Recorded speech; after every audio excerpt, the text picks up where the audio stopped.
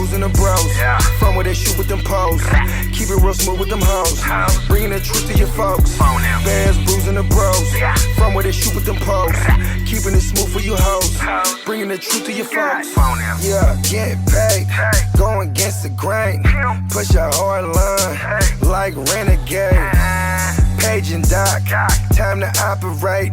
Nothing sweet when the sweetness debate. Yeah, you know the drill. Stack more paper. Major players, led by the fornicator. Smoking J, he fucking the game up. Came up, dropping fire since day one. Yeah, it's brews and the bros. From where they shoot with them poles. Keep it real smooth with them hoes. Bringing the truth to your folks. Bears, brews and the bros. From where they shoot with them poles. Keeping it smooth for you hoes. Bringing the truth to your folks. Yeah, Bears, brews and the bros. Yeah, Bears, brews and the bros. Yeah, Bears, brews and the bros. Yeah, Bears, brews and the bros. Tap in. Be sure to subscribe. Smash that like button. Drop a comment. Yeah.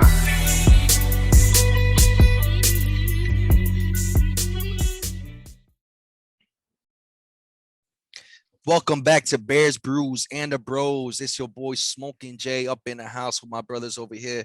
We got Sweetness, we got Drill, and today we got the top 12 running backs for Dynasty. This is going to be the first out of two-part series because we're going to hit you guys with the 13 through 24 on the next one. First up, we got first through 12. But, man, before we get all up into that, it's been a while, man. It's been a hot minute since we back up in here. But we back in it, a little rusty, but it's all good. We'll shake it off, man. How y'all feeling tonight? A little loose, outstanding. You know? Yeah, man. Just get ready, man, bro. Tomorrow's Father's Day, man. Happy Father's Day to all the fathers out there. Oh, and happy Juneteenth, man. Everybody, that shit's all over the gram, everything else like that. They just set this federal holiday up, bro. You know, celebrating the end of slavery and shit, man. Get your knowledge up, bro. We all about that over here with the Bears, Brews, and the Bros, bro. So that's stay woke, man. Power to the people. Equalization all across the board. You know, we all there. Man, we ready to go, man. I'm feeling good. I'm feeling great. Get ready to dive into these rankings and let everybody know that we on the same page, if not better. You know, there's a lot of analysts out here, but we got the same type of smoke, if not better. You know, we like to dive in the right way. You know, talk about a lot of stuff, injuries, coaches, this way, that way, isms. Shout out Bo Jeezy. But yeah, Brody, how you feeling? I'm feeling good, man. Like Brody said, you know, happy Father's Day. All the fathers out there trying to do the right thing day in and day out, man. Much respect to all of you guys out there. And yeah, man, happy Juneteenth too. Like you said, man, they made it official, federal holiday, and we're all about that over here. So running backs, man, top 12 consensus. You know, shout out Doc, shout out Renegade. They did give us their list. Actually, scratch that. Doc didn't. You know, you guys already know how Santa Claus has them working all year round. But Renegade turned in his list. This is a combination of the four of us, top 12. And after this, like I said, the next episode is going to be the 13th through the 24th. So, man, let's get into it, man. Who's our number one running back for Dynasty, Brody? Number one running back for Dynasty. This one is not too tough for any of us. We're going C-Mac all day. Christian McCaffrey. We know what he's done. We know the kind of guy that he is. Prototypical back in the league. You can put any more sauce on this guy. He does it all day, every day. It's just too much smoke coming from CMC. And I picked him for a reason. And you know, for anybody that doesn't know the way we break it down, we all pick our running backs to break down, but this one was really easy for me. 3 out of his 4 seasons, he's finished no less than the number 10 running back in fantasy, PPR wise, which is everything you guys should be doing anyway. So in the only season he wasn't available, I'm not going to count that against him because every other season that he has played, he's given you 16 game slates. You know, for instance, we're talking about if he was on pace last year to finish where he would have finished as an RB1 over Kamara. Not by a lot, but he still would have finished as an RB1 going off of his pace where he scored, you know, in 3 games. The kid literally scored, let me see, where are my notes at? Where is he at? He scored 25, 20, and 27 points. If we're even relating him to any quarterbacks, he had more fantasy points than Patty Mahomes last year. And we're talking about breaking it down to a decimal. He would have finished, right in front of Patty Mahomes, right behind Aaron Rodgers as a number 4 quarterback. So CMC puts up quarterback numbers. Like I said, he hasn't finished no less than 10 in his 3 full seasons, and he doesn't miss games when he does play a full slate season. The kid is just nasty. In what was it, 2019, he finished 150 fantasy points in front of Aaron Jones, who is number 2, 150 points ahead of the number 2 running back in That's crazy. 2019. That's nasty. We talked about that too on the show a minute ago. That's a lot of points, bro. We're talking a dynamic change and a shift in a team, a shift in power. When you own or you roster, my bad, when you roster CMC, you literally have a guy that's a QB1 / RB1 / wide receiver 1, just nasty with it. There's nothing that you can say about CMC that can hold him back, bro. He's literally averaging like 25 points per game fantasy wise since he's been here. I cannot argue that. I will not argue that. Nobody could take it from him. We're talking about the Carolina Panthers and what they do. I don't care who's there. Teddy Bridgewater was there last year. Doesn't matter. The kid from the Jets is coming in this year. I don't care who's there. Really don't care. He's durable. He's a machine. PPR is crazy. He is the standard of what a running back should be in the NFL, plus some. I'm with that, man. I'm with that. Go ahead, Joe. Go ahead. Yeah, man. Like I said, most definitely. Look, he's not my number 1 in my rankings. You know what I'm saying? And the only thing all I thought about was motherfucker injury. He's definitely right behind. You know what I'm saying? I just only looked at the amount of games. That was it. I don't care what it, but the thing is that workload is there for that guy. He's always been that guy. He's always fucking cooking up fucking all sorts of shit, bro. Like I don't know. The guy's just a fucking monster. I hated it. I owned him last year, and honestly, if he was on the field and he was healthy and he was working out, I'd probably be a champion in the Dynasty League. I probably would have came number 1 if he was playing. So you know what I'm saying? And that's not the reason why I got him at number 2. You know what I'm saying? I just think that maybe based on his workload, I don't know what's gonna happen, and I know that's behind some people's mind. But go ahead and roster you some Chuba Hubbard or some shit like that if you're worried. You know what I mean? But at the end of the day, we all know that C-Max workload is not gonna fucking change over there, bro. I don't give a fuck what new quarterback is there. They know that guy's a fucking monster, and he's gonna get. It's a no-brainer with that guy for real. How you feeling? Yeah, man. I mean, number 1, I got no issues with it. My number 1 is the guy we're gonna talk about next. But before we get into that, I mean, he's still 25 years old. They lost Curtis Samuel. Targets are up there. For grabs type shit. Sam Darnold coming in should be able to run this offense a lot more smoother. Nah, man, CMC number 1. It's hard to argue. It really, really is, man. This guy's PPR money. Brody, you talked about the amount of fantasy points this guy averaged is just crazy, man. So anybody that has CMC, you should feel pretty good about it. And if you don't, I mean, just see what you could get for him, honestly. If you have some sort of doubt about if you currently have CMC on your team and you're really, really worried about, whatever, shop him around, see what you could get, and send us the DM of the trade if you're not so sure about it, and we'll let you guys know how we feel about it. But we're going to get into our number 2 dynasty running back, he's actually my number 1, and that's Jonathan Taylor, man. Last year, came on the scene. There was a lot of questions, how much of the role is he going to take at that running back spot? They had Marlon Mack, who was still healthy at the time. Nyheim Hines, you knew he was going to have his role. And, it was just a matter of, can Jonathan Taylor answer all those questions about fumbling issues that he had in college, man? He came in, balled the fuck out. This dude finished number 6 as a running back, without even getting the full bulk of the carries over there, of the workload over there. Nyheim Hines definitely has a role in this team. And you know, coming into this year, I know they re-signed Marlon Mack. I'm not worried about it. 1-year deal. I'm not worried about Jordan Wilkins. This guy, you know, the game script is going to be favorable for Jonathan Taylor. He has a top 5 offensive line, you know, right there for him. In 5 games last year where he had 20 plus touches, this guy averaged 24 fantasy points per game in a full PPR. You know, they got to feature this guy. The defense is going to help. It's going to dictate that pace. Now you got a quarterback in Carson Wentz, reunited with Frank Reich. It should help things out for that offense as a whole, man. So behind that O-line, better quarterback, familiar with the system, you know, second year player with a more regular type of year. You know, that COVID thing did impact people last year. I don't care what nobody says. This guy's going to come in knowing what his role is on this team, and he's going to be dominating at the running back position for at least the next 5 years, man. Jonathan Taylor is a beast, man. So, yeah, if you guys have him right now, you should feel really, really good. I know Brody over there, you're quiet looking down. You should be feeling really, really good right now, rostering him over there. But Jonathan Taylor, the truth, man. Let me know what you guys think. Yeah, man. When you decide to let a guy of that caliber, go ahead and take over that backfield with the type of offensive line that you have in place, it really doesn't matter what's going on the outside.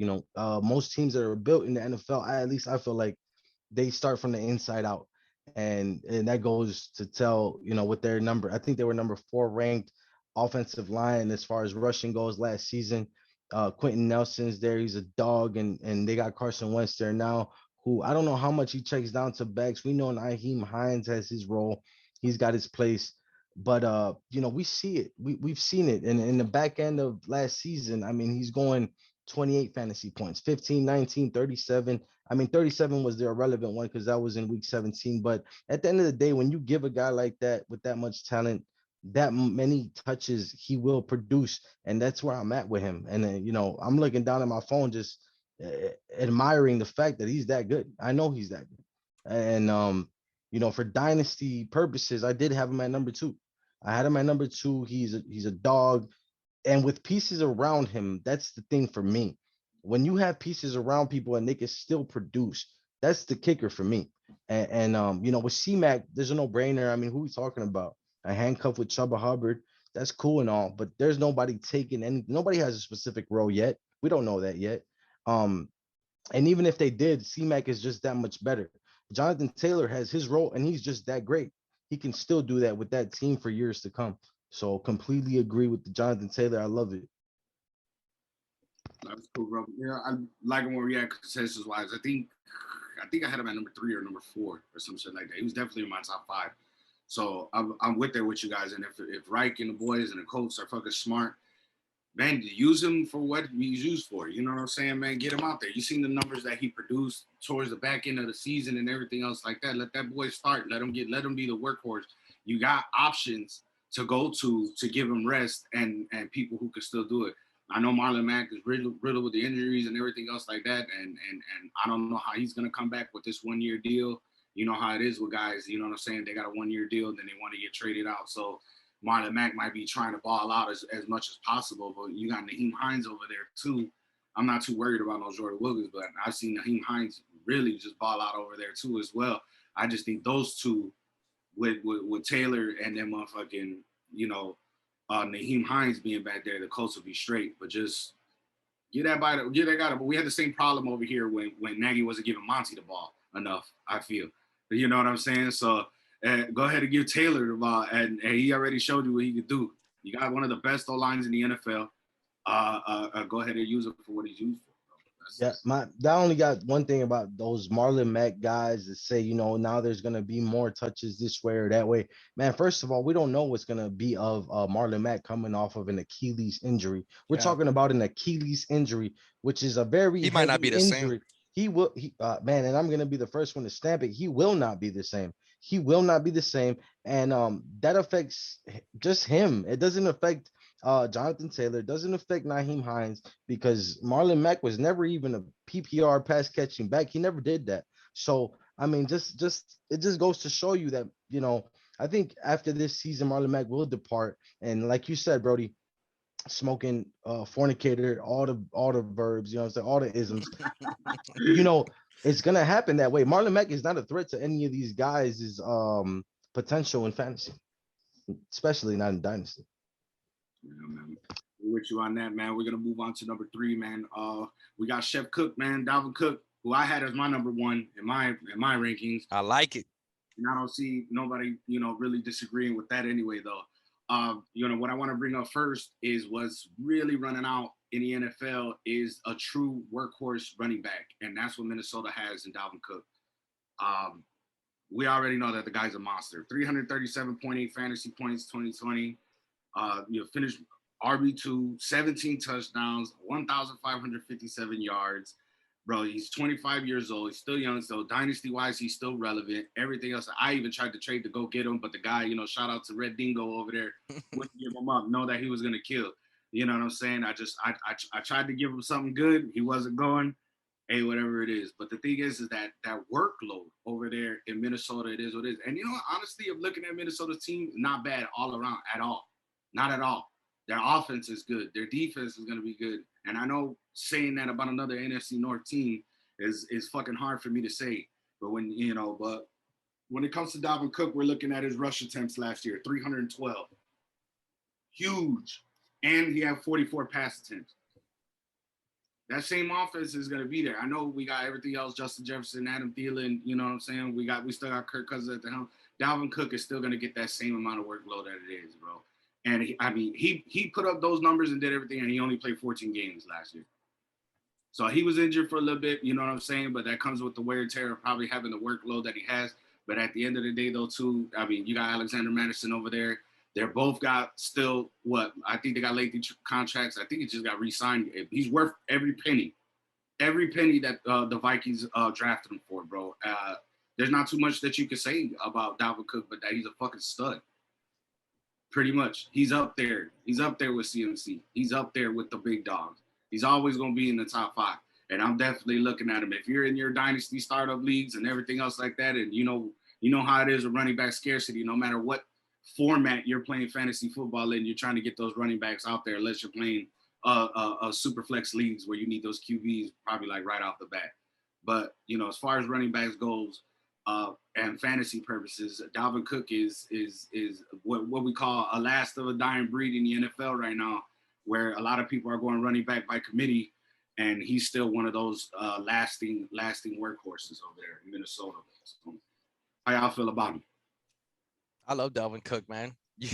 I love Dalvin Cook. I've been before you had that 1 year where you really broke out. I called that whole Gary Kubiak run zone scheme, how that was going to impact him.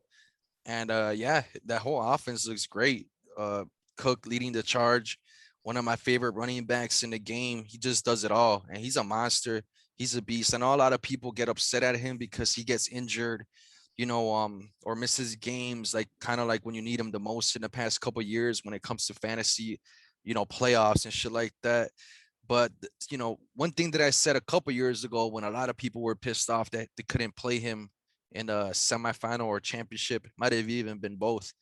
But, I'll take, you take a player in the first round. You would take a player, even though he might not be there for your championship game. But if he gets you there, I'm going to take him every single time. And I'll just trust in myself to be able to adjust or reach out to one of my bros right here and give me some advice to plug in whoever to, get that push for that ship. So, yeah, Dalvin Cook, one of my favorite running backs in the game. I got no argument. They want to run. They're in a dome. Their defense, it's all right. It's not too bad. And the team is in playoff contention. So I like it. I fuck with it. I love me some Dalvin Cook, man. The footwork, the mentality to just run your ass over. The whole, just the whole vibe of Dalvin Cook. Since he came in, he looked like he got shot out of a cannon. And that was my favorite thing about Dalvin Cook. And it continues to be my favorite thing about him. Besides the injuries, I haven't had a chance to roster him many times in the past. But, I mean, if I can get my hands on him, let me go ahead and take some Dalvin Cook, bro. I mean, the dude is, he's one of those guys when you can compare him to CMC. The only difference is that he does have a Justin Jefferson and Adam Thielen over there, that those guys. I mean, those guys will snatch a little bit away from him, fantasy wise. But I don't mind him. I would love to have him on my team. So yeah, I'm all about the Dalvin Cook flow, bro. I love it. We're gonna slide right into my number 4, right, Brody? That's where we're at. Yes, sir. Slide right into number 4 with Alvin Kamara, man. And this is a dude that a lot of people are gonna hit on him, starting with Brody. You're gonna, you know what I'm saying? You're gonna say the Drew Brees is gone, and that's an absolute fact. I don't think there's been a quarterback since like 2005 or somewhere around that area, according to Fantasy Pros, that has thrown more to the running back since that time. And Kamara was a big beneficiary of that. If you look at Kamara's stats up and down the line, he is a PPR guy. He was averaging over 80 receptions a season. That will not happen again. It's not going to happen. Not Taysom Hill, not Jameis Winston. You're going to take a dip on those things. But the fact that he can still average, I don't know, 60 to 65 receptions a season as a running back and giving you 900 rushing yards as a running back, I mean, we're looking at close to 1,800 to 2,000 yards from scrimmage, period. I mean, this is one of those guys that you can't really knock him off that horse. I think that even if you lose 15 to 20, maybe 25 receptions a season, you're still going to have an RB1 top 5. And that's why Kamara is there. I do worry about the fact that Drew Brees is gone, but not to that extent. I'm fine with Kamara. He's a safe play for me. I don't think Latavius Murray has been the guy to steal anything from him. He's been there for about 3 seasons now. So I don't worry about him. He's a handcuff. He's a great handcuff. But he's not a threat to Kamara's fantasy, impact. He's not. He's just not. He never has been, and he never will be. So that's where I'm at with Kamara. I think that, he's just a dog. Finished number 1 last year in PPR, number 9 in 2019, number 4 in 2018. You want to go back to 2017? He finished number 3. We could go back. It's just a lot of smoke from Kamara. He is a dog. We've seen him play. We've seen him ball. He's a wide receiver / running back with a bull mindset that he wants to score, knows for the end zone. There's a lot of good things that come out of rostering a Kamara guy. I am not off of him. He falls a little bit lower for me this year because Drew Brees is gone. We got to take into consideration, if you want to go point by point, we get really literal on this fucking show. So, that's where I'm at. Kamara is a dog. He's fine. I'm good with him. It's a great spot for him. Yeah, man. I tried to think about what could possibly be different. Obviously, the Drew Brees situation over there and him being gone. Shout out to Drew Brees, bro.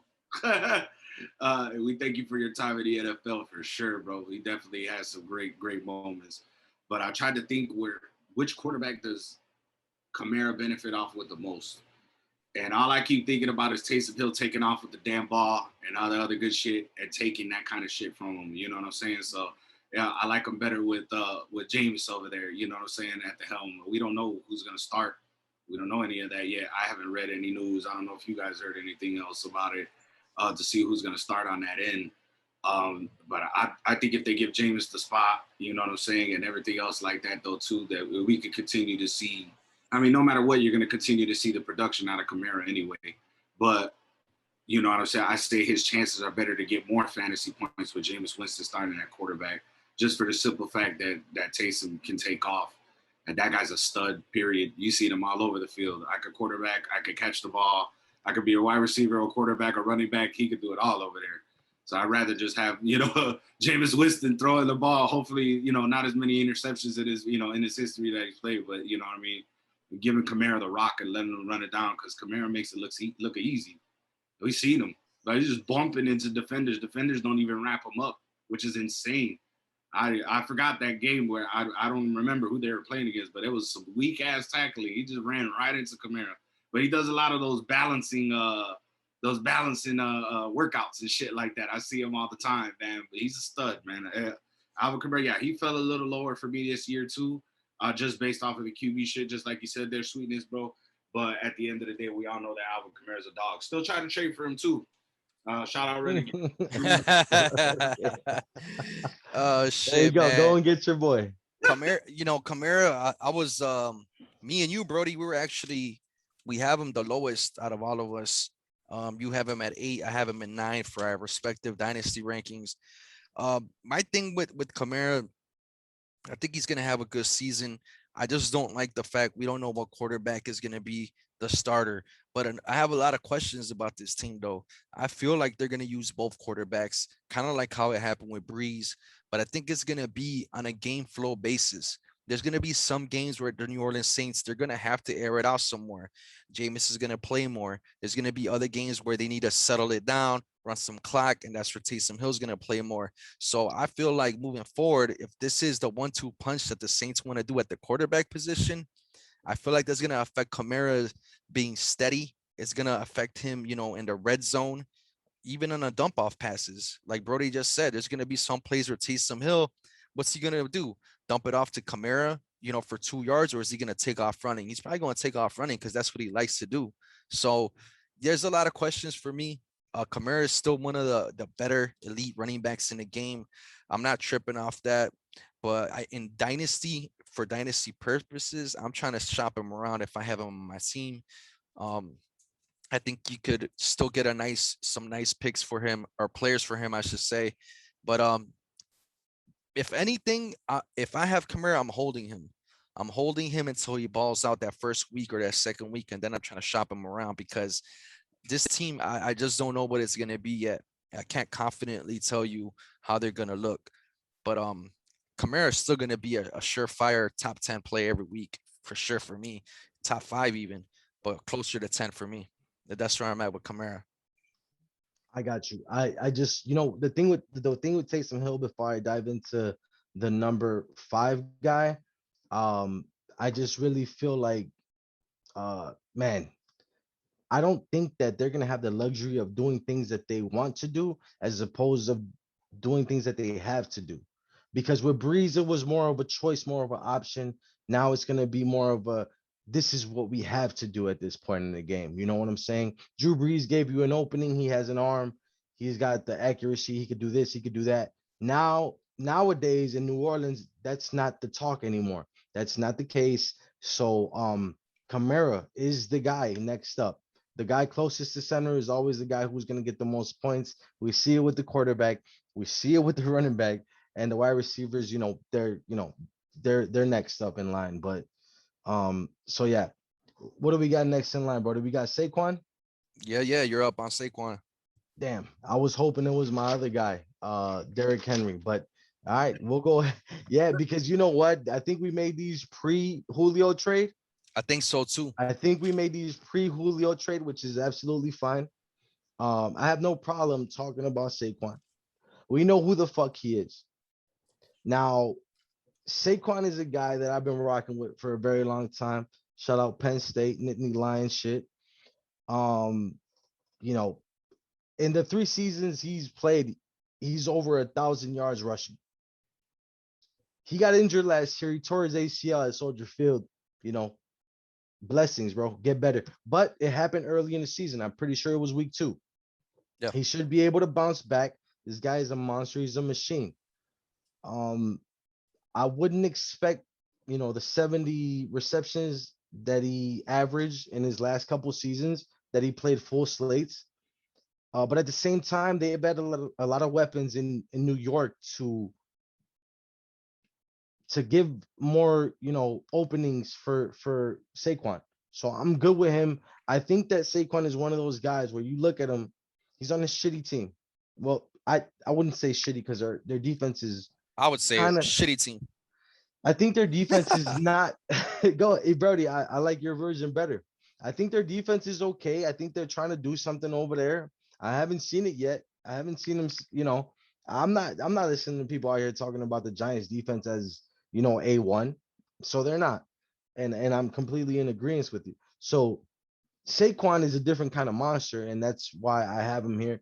I think that Saquon with Kenny G coming over and you know, Garrett, the fucking OC over there trying to run the double tight end set and shit like that. I think Saquon gets the biggest bulk of all the volume here. I mean, you're looking at the stars on your team or your athletes and everything in that matter. Saquon's got to be your guy. And if he's not, then you're doing something wrong. But yeah, just maybe anywhere from 50 plus targets, 60 plus receptions. I think Saquon's gonna be a great play if he can stay healthy. I don't know if that's gonna last, but I'm really good with Saquon as long as he stays healthy. I really don't have a problem with him. I think you talk about dynasty rankings and Saquon coming in at 5 for us. I was way off from where you all of you guys had him in your top 5. Renegade had him at number 2. I had him at 11. And the truth of the matter is, I don't feel comfortable having a running back that completely tore his ACL. Not just that, when they went to go, do the surgery, they realized he also tore his MCL and his meniscus. So it wasn't just one surgery that this guy had. Like they had to repair a lot of things over there. The Giants, they're already coming out. They already said that they're gonna have to monitor his carries. He's not gonna be given a full workload right off top. They want to see what he could handle. Saquon Barkley is a running back that in Dynasty, I don't want to have. I want no parts of him. If you guys can trade him for a nice haul, do it now. That's my recommendation, simply because I don't like the risk. Now, there could be Saquon rosters that have him and they're scared. They're worried about him. That means you could buy him for the low. So if you are a Saquon believer, go ahead and attack that roster that has Barkley and kind of wants to get rid of him. But me myself, I'm fading him in Dynasty and redraft. I don't mind taking some shots at him here and there. But yeah, Saquon for me, I'm worried about it. A lot of surgeries, cleaning up that they had to do with his knee. That concerns me a lot, man. Yeah, Brody. I guess it's been a 50-50 deal for me. When you think about Saquon, you think about the name, you think about what he could bring to the game, and you know what I'm saying? We all know that he's a stud when he's healthy. You know what I'm saying? We know that he's putting up the fantasy points that he is. So the thing is that are you a fantasy owner that's willing to take a chance? You know what I'm saying? Willing to take that chance. Like I said, that's a big thing that the Giants came out and said that they want to monitor his carries. But at the same time, if he looks healthy, he looks like he's moving, he looks like he's cutting, he looks like he's doing what he's got to do, then the fantasy owners that are holding on to him or in the dynasty startup leagues that drafted him, they're winning. You know what I'm saying? If they're monitoring his carry, he looks a little different than what he did before. You know what I'm saying? Then you're losing. But I'm with you on this time right now too. I would use his name as a big trading piece right now and say, hey, look, I got Saquon. Let me go ahead and try to trade to get me maybe some 2 RB2s or another RB1, get you some depth at the position or whatever it is. I had him up there too. Like I said, I'm on the wall 50-50 because we all know that he can snap. We all know that he can snap, so we all know that he could do what he got to do. But that injury concerns me as well. And then not only that, the Giants added a lot of pieces to that offense, man. Kadarius Toney, Kenny Golladay. We still got Darius Slayton over there. We still got Evan Ingram. We got shit going. I mean, he's the running back, but if they're gonna be, I don't even know who the hell is the backup over there. Who is it? Well, we joked about it. They said it was. I think it's Brandon Jacobs. I think Jacobs. they pulled him out of the buffet, and he's gonna be playing, wearing a good old 27 again. I heard Eddie Lacy's looking for a job. right behind 26. But yeah, what's interesting about that, bro? I'm just like, man, where does it fit in? Like, I love Saquon. You know what I'm saying? And man, I hate to see any athlete go through any type of injury like that. And there was a lot of them last year. Odell, everybody else. You know what I'm saying? That went through that type of injury. And my blessings go to him, you know what I'm saying? And I hope that he could perform. But we're talking about fantasy here, you know what I'm saying? It's 50-50. Like right now, you either keep him and you can win, or you could trade him. And so honestly, I think that it's probably better to trade him if he's on your roster right now in Dynasty leagues, and go ahead and get you something worth that, and bank off his name. I'm not mad if he snaps and he's no longer on my team.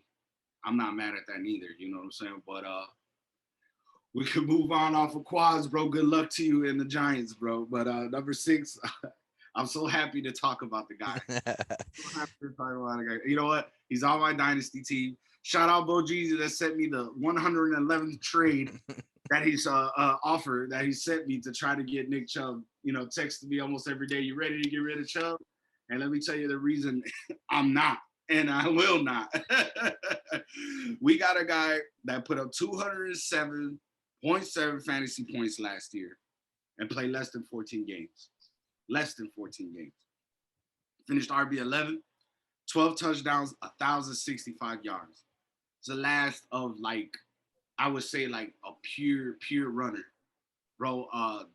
His percentage after breaking tackles and everything else like that is way up there.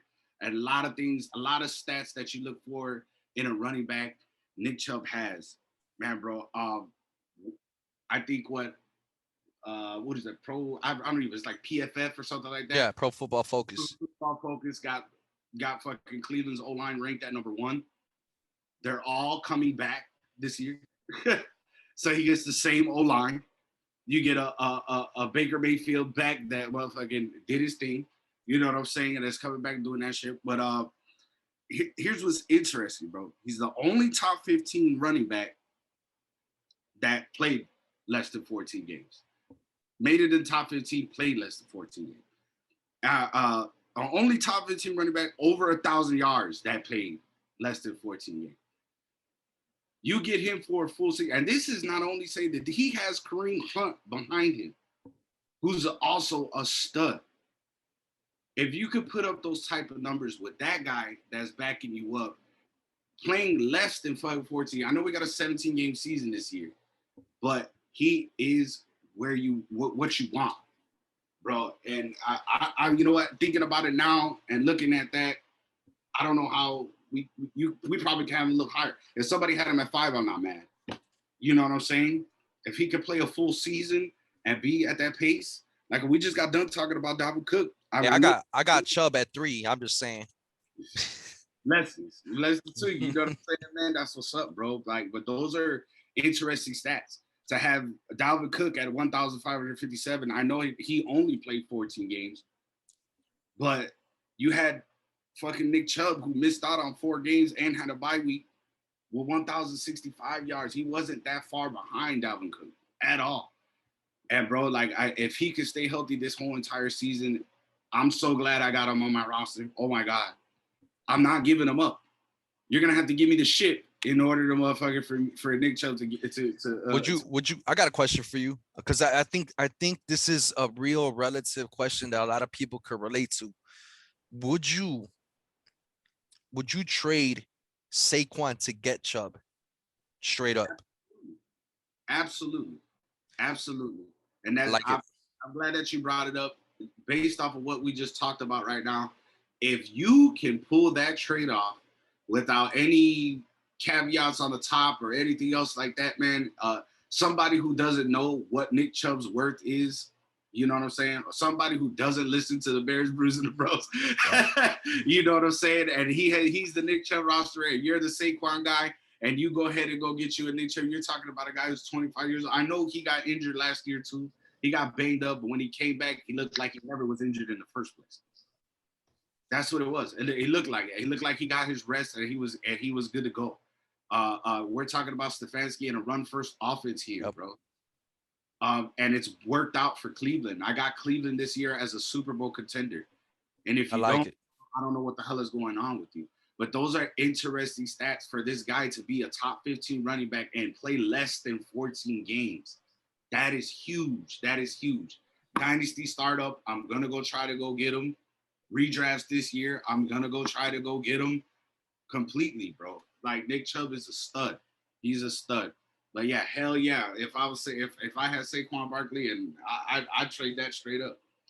And like I said, if Saquon Barkley ends up snapping and playing all 17 games this season, I'm not mad because I expect Nick Chubb to finish better than better than him. I know probably in the rankings that we probably don't have it like that and everything else, but now he's there. He's there. How y'all feeling about him? No, yeah, I mean, we already really quickly. I brought up Saquon versus Chubb. I got Saquon 11th. I got Chubb 3rd. There's no question for me who I think is there's so much risk with him. With Chubb, he's attached to such a great O-line, like you said, #1 in the game. He's attached to a great offensive coach, just a great scheme that he got off of Gary Kubiak. You know, he was under his, his tutelage, if you will, and learned a lot over there in Minnesota. Brought that run zone scheme in Cleveland, and we see what's going on. You got 2 running backs that finished top 10 in PPR last year, and that's under that whole scheme. Chubb being healthy the whole year, the sky's the limit. I love it. It doesn't matter if it's a beautiful day out or it's shitty weather. You know what the game script's gonna be. Smash mouth football. You gotta love it. I love me some Chubb. Let's go, baby. What you got on Chubby, bro?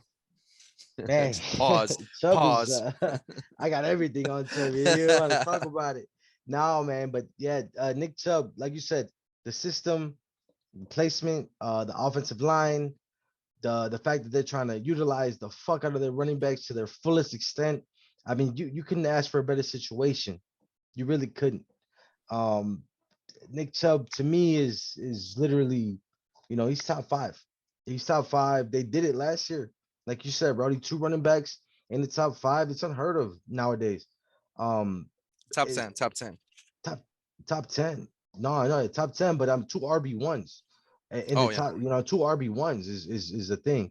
We're talking about 12 team leagues and stuff like that. That's when you get your share of a great coach and a great system with an offensive line that's A1, you're in for a great time. Nick Chubb for me is one of those no doubters, no questions asked, safe plays.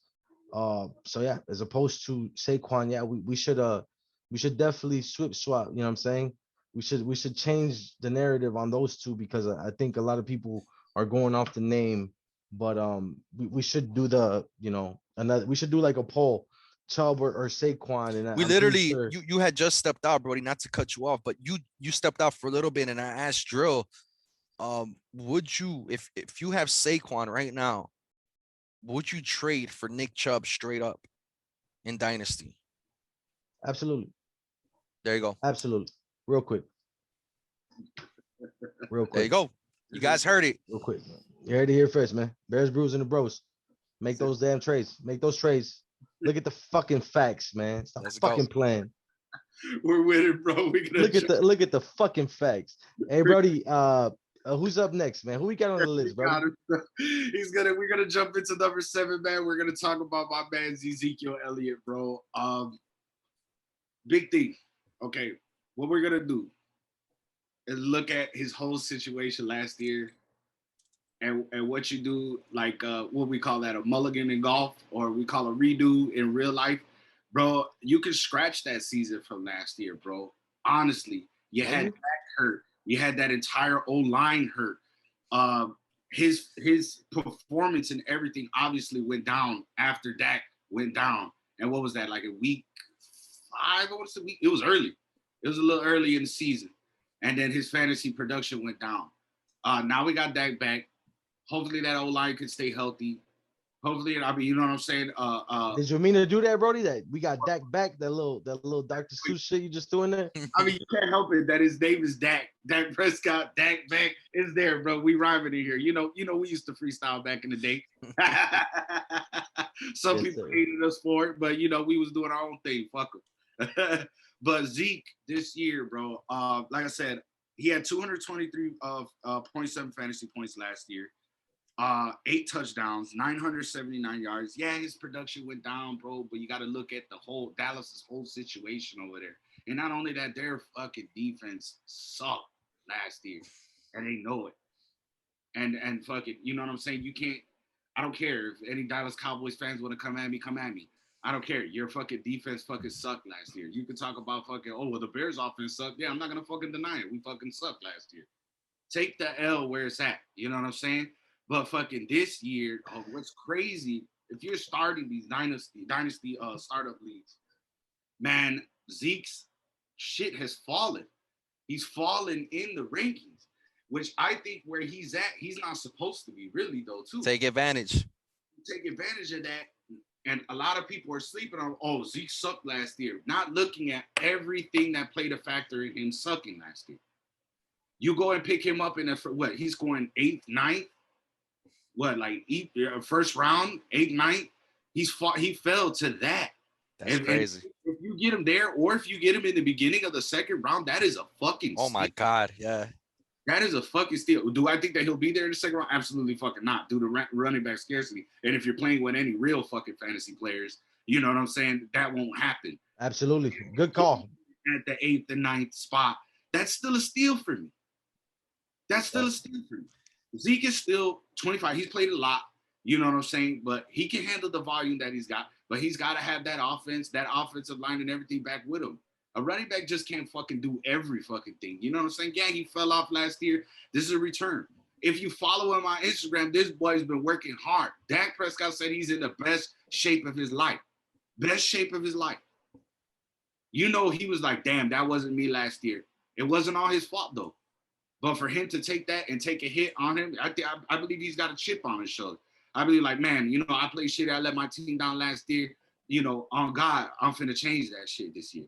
So if you could go get you some Zeke, and especially at an 8th and 9th, and especially in redrafts, if motherfuckers is passing up on them, bro, that's feed me. Feed me. Man, you know what the thing about fucking Zeke, he has to have a chip on his shoulder right now. This dude is a champion. He is a beast. He's a warrior. I know he had a horrible season last year and still caught 50 balls. And he still went crazy. Yeah, he had fumbles left and right. But the thing is about Zeke, I think I looked at some shit. It said since 2015, there's only been one player that finishes in the top 10 every season, and it was fucking Zeke. So, I mean, I can't take none from him. He does it all. He's one of those all-around guys. He's a Dalvin Cook. He is a Christian McCaffrey. He's a PPR monster, and he will do it on the ground too. This guy is all around. You got Dak Prescott there. You have CeeDee Lamb, Michael Gallup, and Amari Cooper. One of the best offensive lines in the game, and they preach that. This is the way to go. Zeke is going to have a huge bounce back season. I mean, he's going to get the comeback player of the season award. He's going to get the comeback player award if they don't give it to a petty injury guy. You know what I'm saying? That's a pity injury, not petty. Petty. Not petty. Pity. My bad. They're gonna do it out of pity. They're not gonna do it out of pity. Petty. Yeah, petty, pit. Whatever they want to say, Roddy. But you know, at the end of the day, Zeke is a fucking man. He is a running back that needs to be talked about. If we're talking about full throttle, top 3. We're talking shit for real. Yeah, I mean, I think it comes down to, like Drill just said, where he's falling in drafts is just disrespectful. Like you gotta just keep that in mind. The team was injury riddled. I mean, your quarterback is out. You know, they put all the pressure on Zeke. He couldn't perform. I don't blame him. Now you're in a dynasty league. Go after Zeke. Try to make trades for him because there's a lot of people that are down on him. So if the current Zeke roster, you know, doesn't believe in Zeke all the way, flow some trades his way, see what you could get. I got another question for y'all. Saquon or Zeke? Who you taking? Oh, I can't hear you. I'm gonna go first. Okay. And I'm just gonna go off of you know, every time we do these shows, and it's appreciated because a lot of people don't know, you know, situations have made the bros have distance, you know, so we don't always get the connect that we want or that we need or whatever, you know, it might be. But the more I talk to you guys and the more it goes, you know, it makes me really look at and assess the situation at hand. I think at this point, looking at the situation as a whole, Dynasty included, I think Zeke for me. So I'm gonna go Ezekiel Elliott right now. Based on everything else, Daniel Jones, like I said, I mean the Giants over there, they got. I guess they got to connect with whatever it is that's going on. We got Dak Prescott, who knows Michael Gallup's routes, who knows how CeeDee Lamb gets down, who knows how Amari Cooper gets down. If they can go out there and run up points on them, it's gonna be a Zeke day. It's gonna be a Zeke day. So, like I said, if that's another trade that's possible of getting off, you know what I'm saying? Like I think that we're showing some pity. We're showing some pity towards Zeke a little bit, but at the same time, we gotta be real here. You know what I'm saying? It's nothing against the players. We're trying to win fantasy championships. Right. Like real athletes trying to win Super Bowls. And you got to take advantage off of current narratives, like we were just saying. People are down on Zeke. That's okay. Take advantage. Whether you get him late in drafts or you trade for him in Dynasty, get it done. Because right now people are down on him, and it shows in the ADPs too. So It shows all up in the ADPs, bro, and I don't understand the extensiveness of it. But one thing I do want to bring up is like the dude was fumbling left and right last year, and you know what those things are? They're made by mental yeah, fuck. You know what I'm saying? Like you literally mentally fucking yourself. And I don't think that Zeke is that guy. I think he's gonna bounce back in the best way. I mean, those fumbles mean nothing to me. I mean, they're a scratch. Unless you lost a game by fucking 2 or 3 points last year, fantasy wise, then you'd be holding it against him. yeah. But that's not usually the case. You know what I'm saying? So we gotta get over those kind of things and assess the guy as who he really is. And if you go and look at his history and his age right now for Dynasty and what he's going to be with Yeah. with a supporting cast that he has, we need to put him where he's at. He's a high up workload horse guy. He does everything. Think we good. Where we going next, Brody? We got it's your goal with The king. Yep.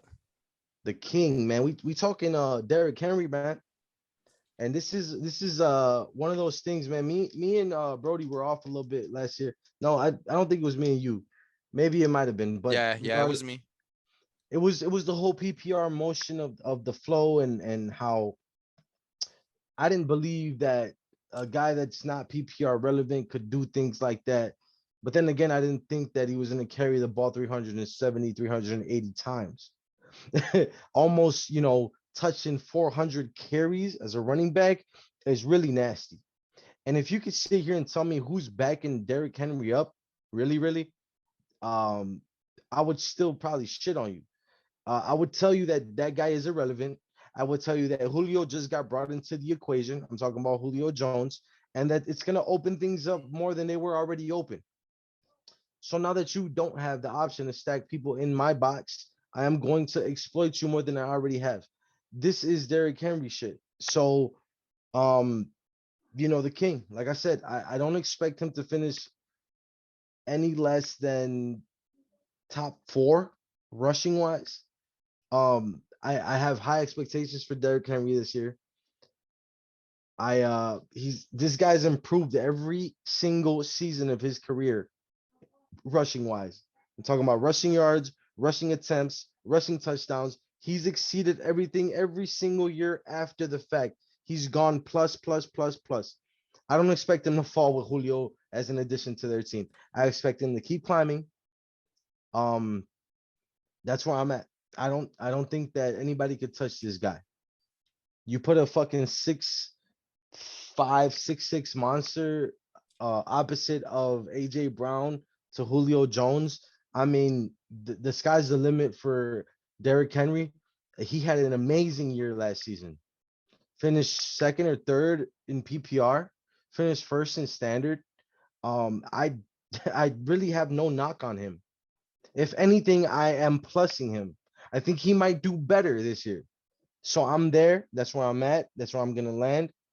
If you guys, anybody, Brody's, you guys included, or anybody that gets the luxury of playing against me in fantasy, don't not pick Derrick Henry, because I will grab him.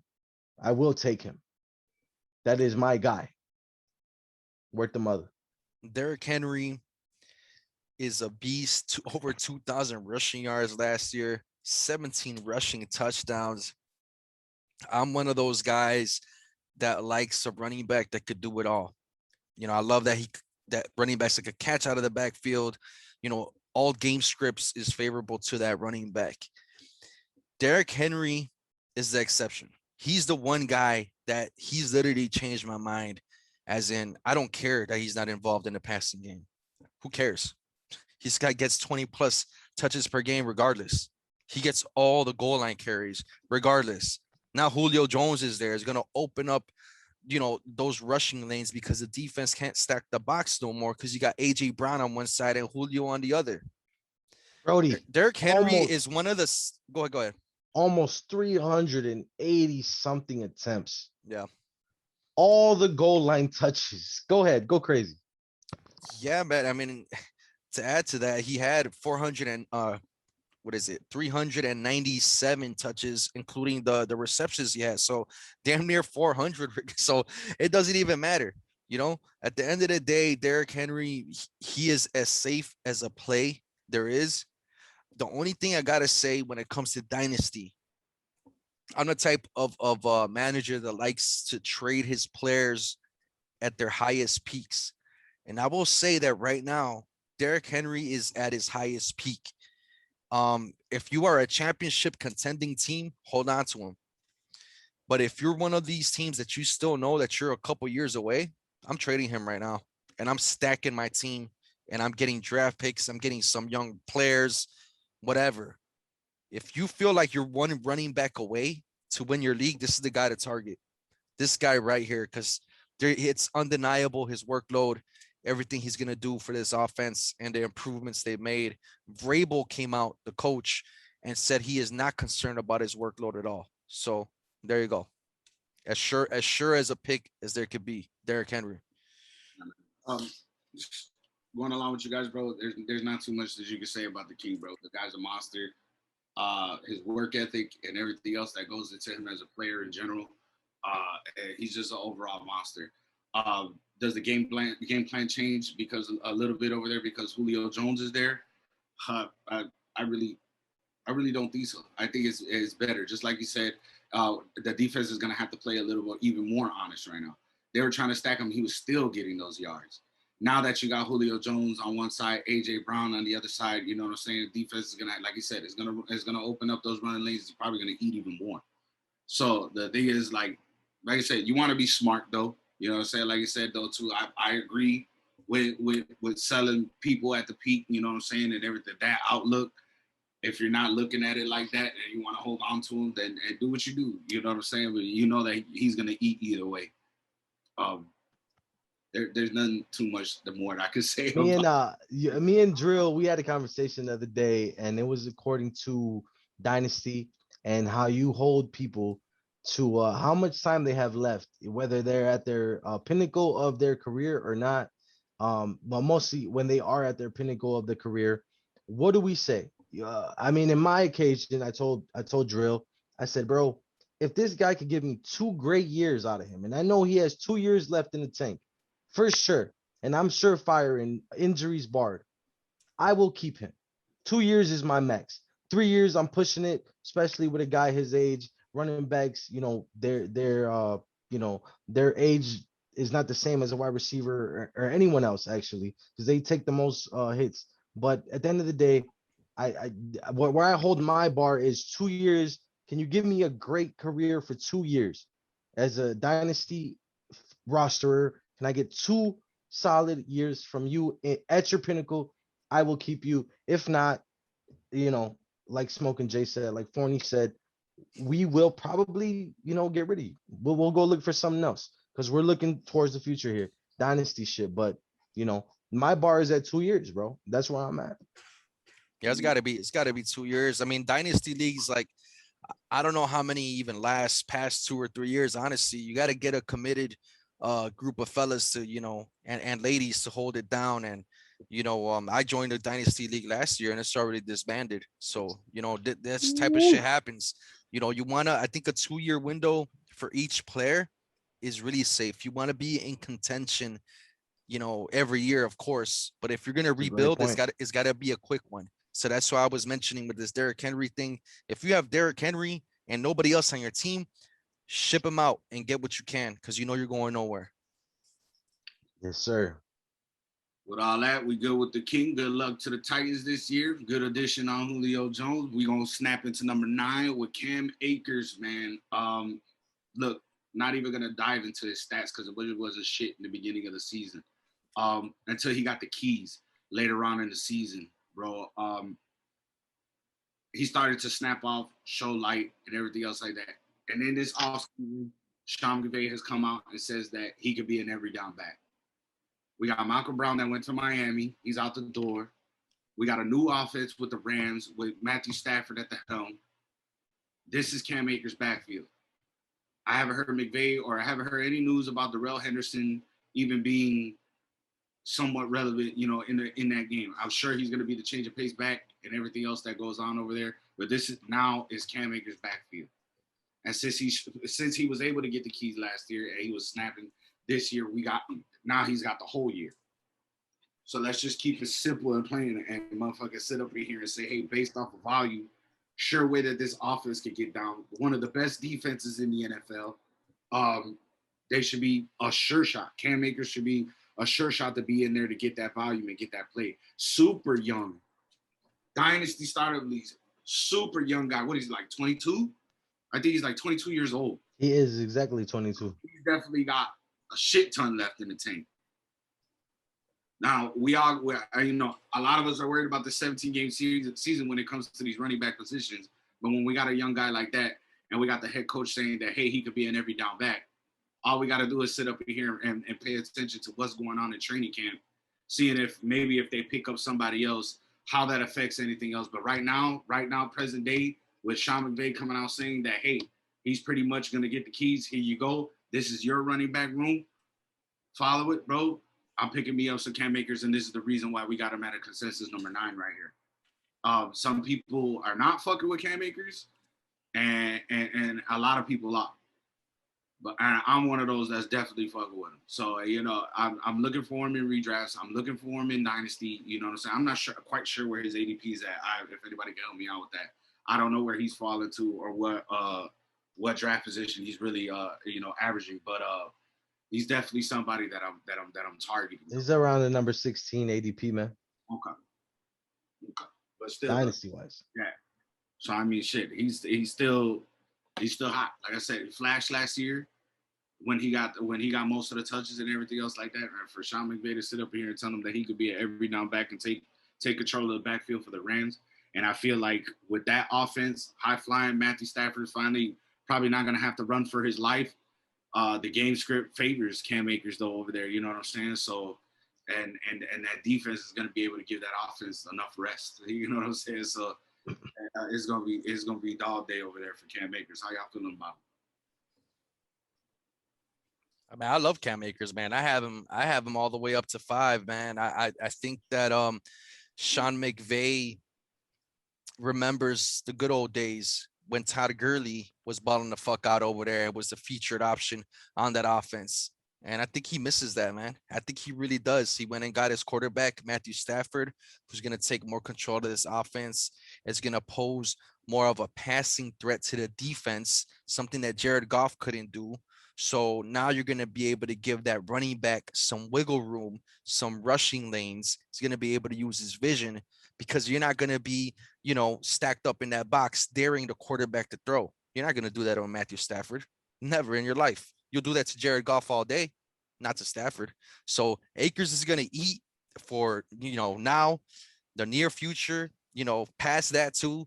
This guy has, I would say it's safe to say, man, 4 to 5 year window where he's going to be tearing up the league, especially over there, on the turf. So, man, Cam Akers, one of my favorite young running backs, up and coming. I think he's arrived.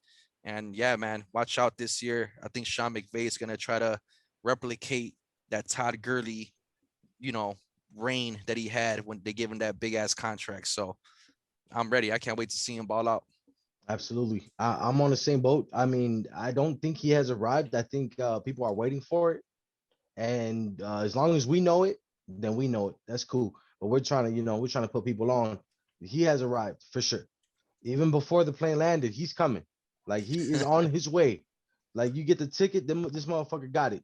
You know what I'm saying? So I mean that's where it's at. They got rid of you know what I'm saying, Malcolm Brown. They got Darrell Henderson over there, not worried about him. Hasn't flashed anything, nothing special there. No PPR motives. I mean, we've been keeping tabs on Cam Akers since Florida State, and the way he ran that ball and the way he did his thing with one of the worst offensive lines in college. But you don't have to worry about that anymore. You get a full workload in the NFL with the offensive line in the NFL, you're gonna flash a lot. That's just the case. I remember coming out of Florida State, Cam Akers was a guy that they said was okay because of his offensive line, but then you look at the numbers and you ask yourself, God damn, he really did that with that? He did that with a trash offensive line, and now he's coming to the NFL to a Super Bowl contending team. To your guys' point, with the defense that plays all day. We're talking about Aaron Donald, Jalen Ramsey, a lot of guys back there. Um, uh, yeah, Leonard Floyd. Let's not talk about him. Shit like that. Another guy. But that's just what it is. Cam Akers is the truth. He will be that guy for a long time to come. Shout out to Brody. Say 5 to 6 years. I'm with it. 4 to 5, 5 to 6.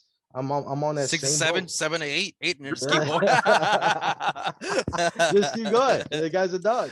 He's a Oh, dog. shit. He's a dog. No serious injuries. We're not talking about none of that. Knock on wood. All right. What you got, Drew? You good on it? Yeah, man. I'm good on Cam Akers right there, bro. Yeah, I mean, when I was looking at our rankings, how we have it broke it down. When it comes to Akers, you had him 9th. I had him 5th. Brody, you had him 15th, bro. Like, I think you got to move him up, man. This is Dynasty, man. I think I know. Akers definitely's got to be a top 10 option in Dynasty, in my opinion. Keeping it going, we're gonna talk about a rookie right now.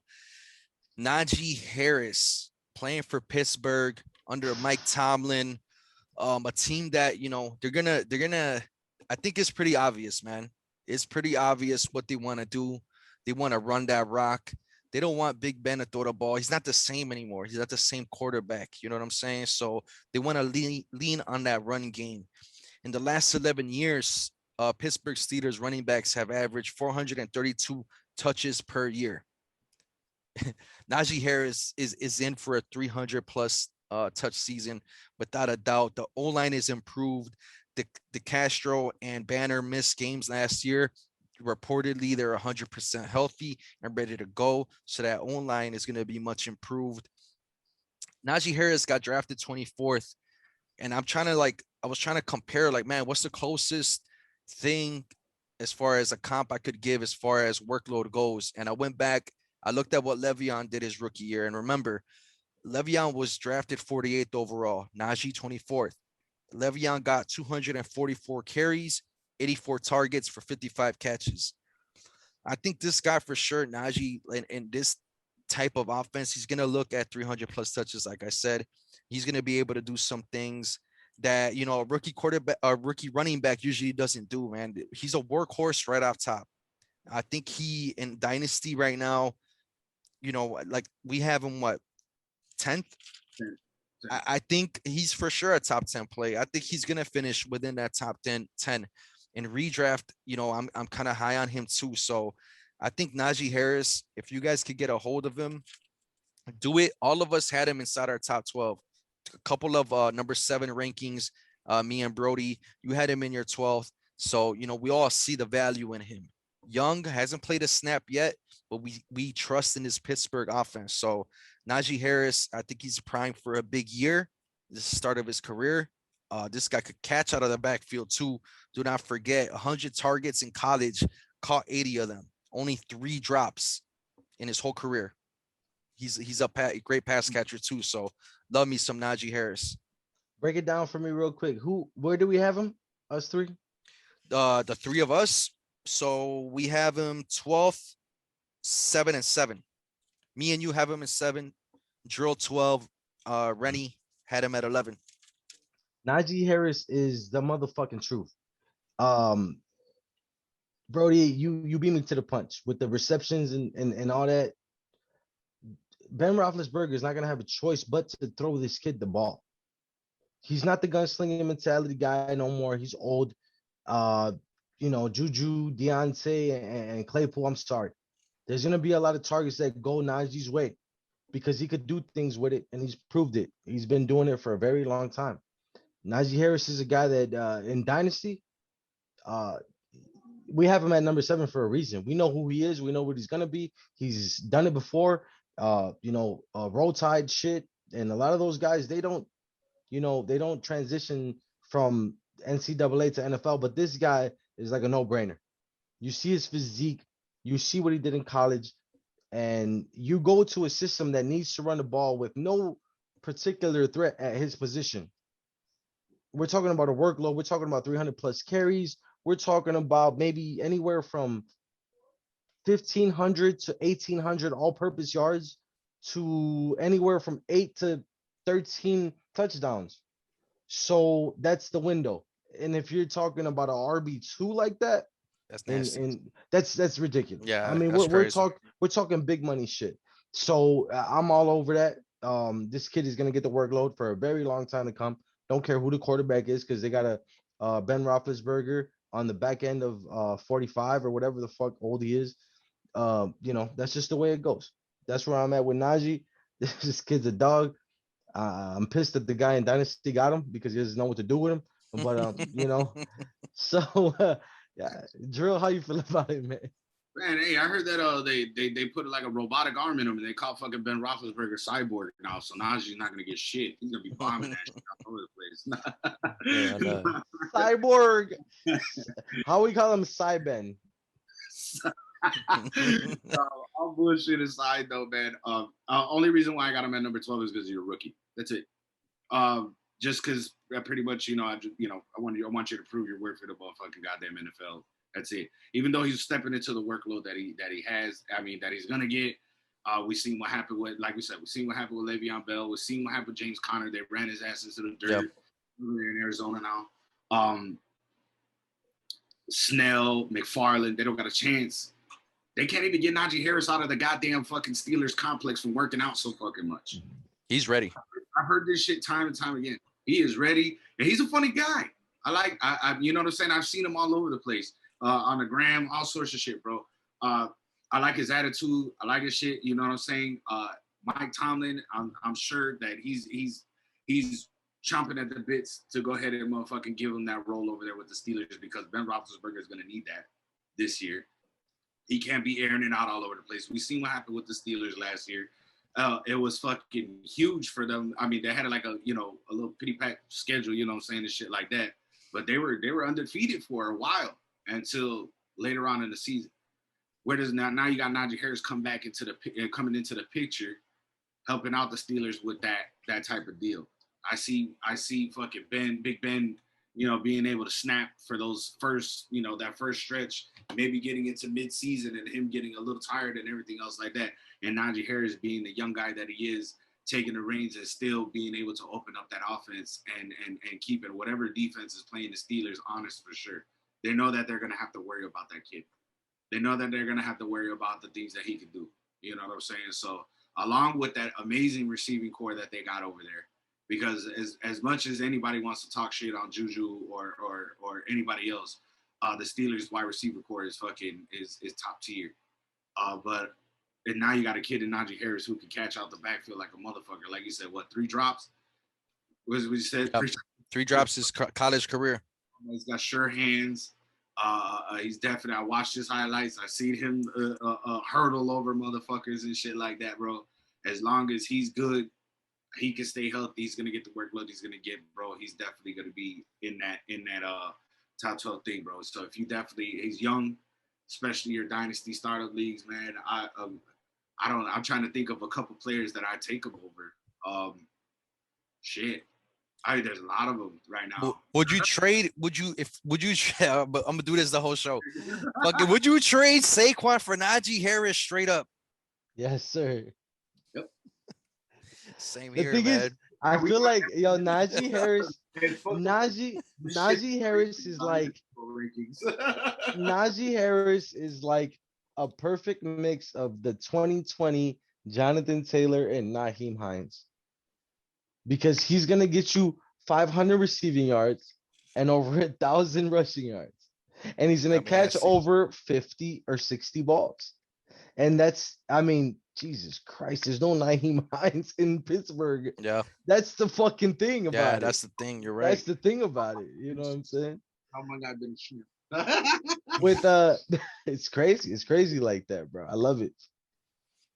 All right, man. We'll keep it going, man. We're gonna talk about our number 11th running back for Dynasty, Antonio Gibson Banderas, man. I'm so happy to talk about him. I just got him in Dynasty. Shout out Bo Jeezy. I had to make that trade for my guy. A lot of questions about Antonio Gibson right now, though. And it starts with injuries. Turf toe that he suffered in, I believe it was December. Kind of, messed him up. He missed a couple games, came back for the playoffs, wasn't really himself all the way. And reports lately are that he's still not 100%. And, he's not. But the truth of the matter is 1 month removed from that game in December, he stopped all football activities and they said no surgery was needed. It's going to heal on its own. And an injury like this usually takes 6 months for you to be back at 100%. Right now, we're at the 5-month mark. So it makes sense that he's not 100% right now. So if you are in Dynasty right now and somebody's rostering Gibson and they're worried about him and his injury, I say go ahead and strike, man. Go ahead and strike. Get you some, Antonio Gibson on your team. This guy's dynamic, man. This guy's going to be a problem for years to come. Last year, he finished number 13 in PPR, missing a lot of these games. Also playing less snap percentage than Jonathan Taylor, Chris Carson, and Melvin Gordon, players like this, and still being able to produce, better than some of these guys at times. 37% of the snap shares what this guy got, and he was still number 13, and missing some games. That's crazy, man. And don't forget, he was a wide receiver in college. He was not a running back. This is his first year trying to prove that he could play that position first off, then proving that he could be a workhorse. That's just crazy to me, man. McKissick is over there, which some people can make an argument that, hey, he's going to take away from Gibson. He's going to take away from Gibson.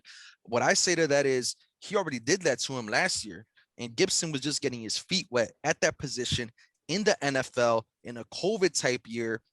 Now he proved a lot of doubters wrong. He could play the running back position. He could handle the workload. He's a tough dude, plays through injuries too, if he has to. And he's a receiver to top off playing the running back position. He could catch and run routes. So McKissick is in a contract year. I think at least for right now, he will play a part in Washington. But moving forward after that, Gibson's going to be a top 5 running back, play complete workhorse. So I love Gibson a lot. Some of his stats, last year, 170 touches, 795 yards, 11 touchdowns, 36 catches, 247 yards, balled out on 96.2% of his carries last year, the highest rate of gain positive yardage out of any player. So this guy was balling out as a rookie, very elusive, strong, a lot stronger than you think, very quick too. So I'm all about Antonio Gibson. I think he's one of these guys that you can right now buy low on. So get you some Antonio Gibson coming in at 11 for us. I think that was the best thing for me is buy low on him now. Because the second that McKissick goes out the window is the second that Gibson goes all the way up. I'm not gonna sit here and deny the fact that Gibson, even though he did transition from wide receivers to a running back coming into the NFL, they did try to transition him into a running back from a wide receiver into the NFL, which means that they took a lot of stuff that he used to do and made him what they wanted him to do. So that's a hitter. Coming into 2021, I think that you can buy low on him, but I just it's just tough for me to talk about it because at the end of the day, I don't know what they're gonna do with him when McKissick is gone. I think that he'll probably jump up to anywhere from if he was at 60 targets, he'd probably jump to 70. So that would be something amazing for a guy like Antonio Gibson. Now, the turf toe. You gave me the timeline, and I'm absolutely about it. You're almost over it. We're not even in August yet. August is when shit starts to hit in football. For all of you guys that have never played football before, August is when you start to get down to the shit. July, all this shit. Now we're coming into full pads and getting smacked around. But, you know, Antonio Gibson for me is going to be the guy for a long time in Washington. McKissick on his last year. Watch yourselves. Watch the fuck out. You better watch the fuck out for Antonio Gibson. He'll be all right. And as long as he continues this road on to becoming that running back they want him to be, and he can venture out to still be the wide receiver that he was, man, you got a hell of a mix there, man. Because I just sit here and think about the fact that they told him scratch that shit, you know, as a wide receiver. Let me make you a running back right now. And he's still transitioning, and it's not easy not playing against these full speed NFL guys. And at the same time, we got to think about it, bro. If somebody's taking you from a wide receiver to an RB, you're gonna make a huge transition, but you're not gonna forget your roots. So, you know, the sky's the limit. You know, it's a great sky. It's a great ceiling. It's a great place to be if you're an Antonio Gibson roster. Listen to Brody, man, all day. The turf toe takes about 5 to 6 months. He's on his last leg on an injury right now, and he's gonna be full throttle. So, I mean, that's all I needed to hear, Brody. To be honest. Yeah, bro, the ceiling's high on this guy. Like I said, the only thing I was worried about was the motherfucking turf toe. We all know what he could do. Last year, you know what I'm saying, with Heineke, now we got Ryan Fitzpatrick over there. Fitz Magic over there at the helm. Like you said, he's got wide receiver roots. We know Ryan Fitzpatrick loves to throw that rock. Man, you know, like I said, the ceiling is just high on the guy. Obviously, Brody took a chance on him, you know what I'm saying, and everything else. But based off his numbers, he's got shit to back it up. So there you go. There you go. Get you some Antonio. Yeah, man. Bro. It's not a bad deal, bro. People are gonna dig and find a reason not to fuck with Gibson and everything else like that though too. But I think he's a for sure thing, bro. And he's definitely a part of that offense, bro. And to come from college and, you know, to come from wide receivers to being a running back and be able to still to put up those numbers. Just the most interesting stat alone is 11 touchdowns. He's up there with the rest of those guys who got 17, 14, 12 touchdowns. Come on, you got 11. That's a lot of fucking touchdowns, yep. Bro. That's there. And fantasy wise, this is what the fuck we're looking for. It could shave a shitty day. We could say that Antonio Gibson can motherfucking not get any motherfucking points at all. He could have a shitty game, but if he shits you out a touchdown, he's definitely saving you in the fantasy world, bro. You know what I'm saying? I look for that, you know what I'm saying, when it comes to fantasy players and shit like that, though, too, man. But Antonio, man, I'm with it. I'm with it out there, and I'm comfortable where he's at. Yeah, one thing you brought up a great point with Ryan Fitzpatrick being there. I'd even bring it up, but he's gonna open again. It's kind of been a little bit of a theme here. You get a better quarterback, it's gonna only help your rushing attack.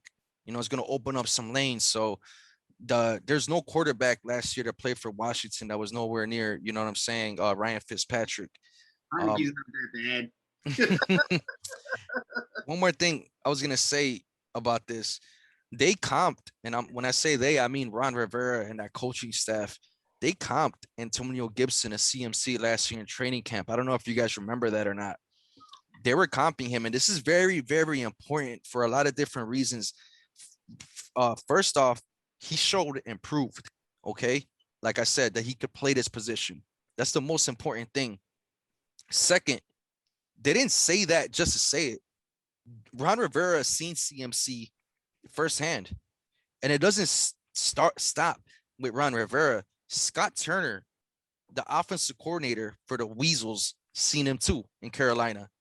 So they know what they're talking about when they say, hey, This guy right here, he could handle a specific type of workload. And guess what? We ran an offense that saw CMC flourish. We could do that with Gibson. So that's another reason why I like it a lot. So that's the last thing I wanted to throw in there. Let's go with our number 12, bear the fuck down, dynasty running back. Talk about Monty Burns, David Montgomery, Monty himself, man. And man, we're going to continue talking about it, man. Finished number 4 in PPR last year. Balled the fuck Number out. what? Number 4. Where they have him at? Where Yeah, we have where they, we have him at nah, 12. Oh, where do they have him at? They I'm have saying him. what they had him low last year. Oh yeah, man. They had him like 20s, I think around the 20s or some shit like that. Disrespectful. Right now they have him as the 21st. As of right now. Disrespectful. So, but there's an angle to that, right? There's an angle to that. So they want to talk about Tariq Cohen. Tariq Cohen's coming back and he's gonna take away from that pass game, which is true. He's gonna take away, those receptions, some of them. There's gonna be a cap to it now. And I could see that happening. Damian Williams being there, I'm not worried about it. You need a solid backup, just in case. You don't want any injuries to happen. But if they do, you want to have a solid backup that could, go ahead and take that role. And that's what Damian Williams is here to do. He's here to spell him a little bit. But, 17 games. I'm saying it's a longer season too, all that shit. But, then you got Justin Fields. You got a quarterback that's capable, that's mobile, is going to keep the defense honest. It's going to help Monty as well. A lot of people want to say, hey, they played weak ass teams towards the end of the year. That's the only reason.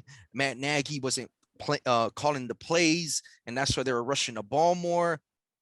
Look, Nagy didn't like Mitch. He didn't want to call plays for Mitch because he limited his playbook. The Bears started calling plays that were similar to a Shanahan offense, but a lot less complex than that. Very much so. So that's the only reason they switched to that.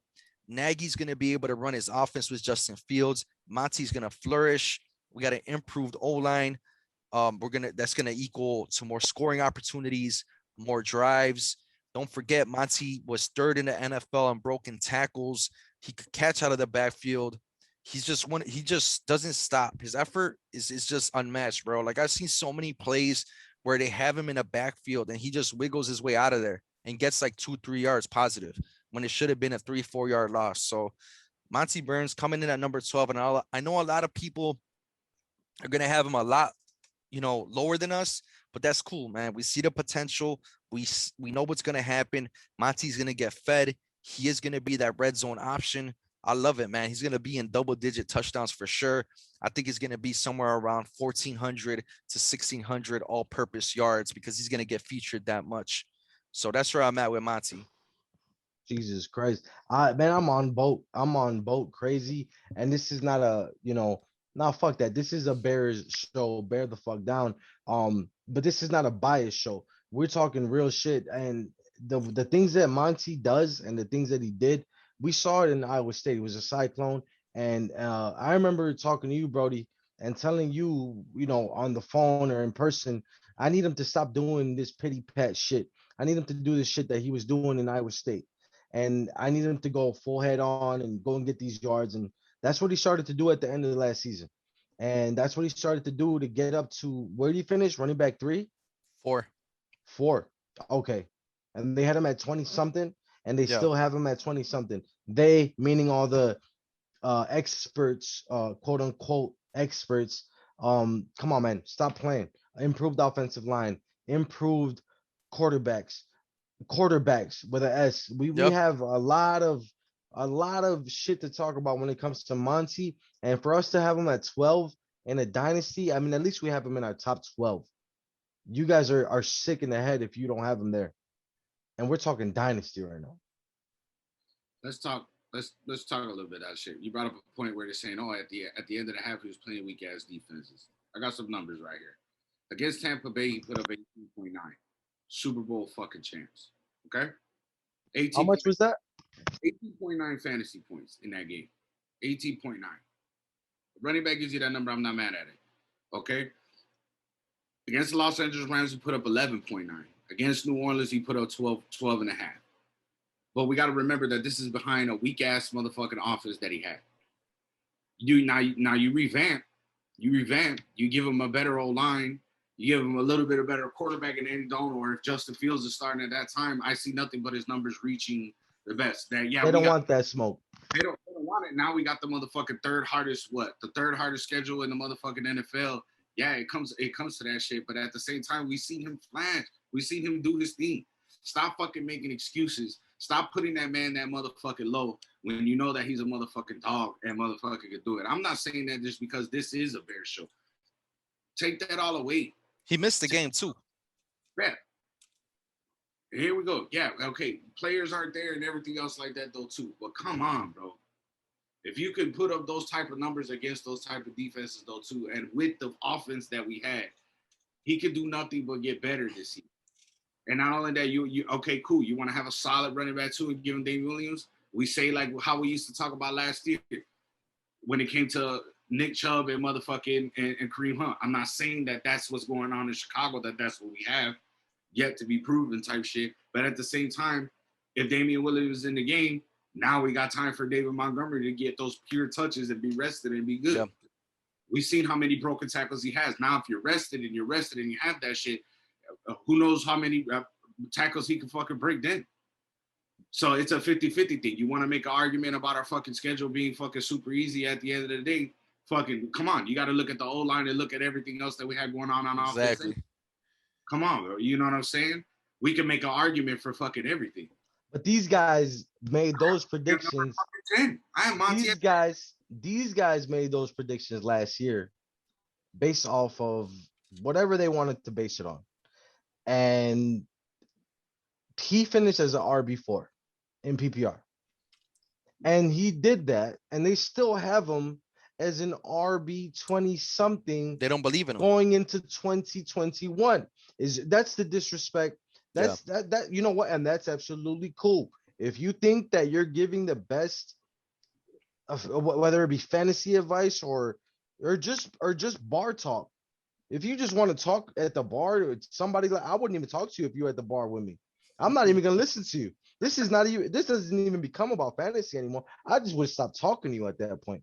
Like, how do you let this boy go to number 4 overall PPI, and then you're gonna tell me that you're still ranking him at come on, man, 20-something? You could do a lot of things, but you're not gonna do anything with me. You could go ahead and catch that ride home. I'll call you an Uber, my boy. Not only that, man, dynasty-wise, he's definitely fucking a sure fit, bro. Fantasy-wise, he's a sure fit. Dynasty-wise, he's still young. He's on the Bears. You know what I'm saying? We've only had him for what? He's only going into his 3rd year here. Yep. 3rd year. Fucking. He'll be all right, man. Williams will probably be gone. Look, man, we don't want to tell the people what we want to tell the people, but we know what the fuck is going on with 32. I'm just saying, man. Some running backs that are being taken before him: DeAndre Swift, Miles Sanders, Josh Jacobs. I'm not taking any of those guys ahead of Monty. I feel more secure with Monty, this team, where they're going. Yeah, man. I know the 60-something targets, almost 70. That's probably not going to happen. It's going to be probably in the 40s, and that's okay. I'm cool with that. That's fine. Yeah, I'm fine with that. I'm okay with that too, because at the end of the day, we got a improved O-line, better improved quarterback. Our coaches are going to be able to coach their scheme exactly how they want, and it's going to lead to more scoring drives, longer drives in general, and it's going to feature Monty a lot more. So I feel really, really good. I don't know why people are really off him like that. 23 years old. Love it. 23 years old, this guy. Come on, man. I love it, bro. I love the fact that they're off of him. I love the fact that they don't believe in him. I love the fact that he knew that when he came out of college. You see the swag? Hey, you guys been seeing the swag from him? He's just like, he's so lit, bro. Like happy as fuck on the field. You know what I'm saying? Coming off of practice, like, hey, what's good, Chicago? This, that, and the other. Like, he's ready, bro. This whole team has a vibe. They have a vibe right now. Yeah, it's not too long ago in the beginning of the month, bro. Happy birthday, man, motherfucking Dave Montgomery, bro. Happy belated, bro. We know that you're gonna snap off. We know that you're 3-2. Yes, sir. 32, baby. You already know. You doing your thing, bro. Go ahead and do that first pitch at Old I'm Comiskey Park. glad Old look, Comiskey Park over there. guys that motherfucker listen to those fucking to that snap and listen off to those motherfucking stats. That means he's gonna be available in leagues that that maybe Sweetness and motherfucking and Smoking J aren't a part of, but I will be. You know what I'm saying? Because I know they're gonna go get him too. So yeah. Yes, sir. Yeah, man. I mean, he's going as a running back too. I mean, that's easy. That's easy money right there. So definitely somebody you guys got to target. Get him in Dynasty. Get him everywhere you can, man. Monty's being disrespected, but the disrespect stops here, baby. Bear down. All right, man. I think we good. We good on this one. 1 through 12. You know, to recap, we had CMC number 1, Jonathan Taylor number 2, Delvin Cook number 3, Kamara at 4, Saquads at 5, Nick Chubb at 6. Number 7, we had The king. King is no. Zeke. We had Zeke. Oh shit. King Henry at 8, Akers at 9, Najee Harris at 10, Antonio Banderas Gibson 11, and Monty Burns, David Montgomery at 12, man. I love this list. Next episode, we will give you guys the 13 through 24 Dynasty running back rankings. We're going to close it out. And that's it, man. That's all I got, man. You guys got anything for the people? Yeah. 13 through 24. I almost mixed up my shit. 13 to 24 is gonna be lit. It's gonna be fucking lit. Yeah. I thought 1 to 12 was fire. We gonna talk about that 13 through 24 like a motherfucker.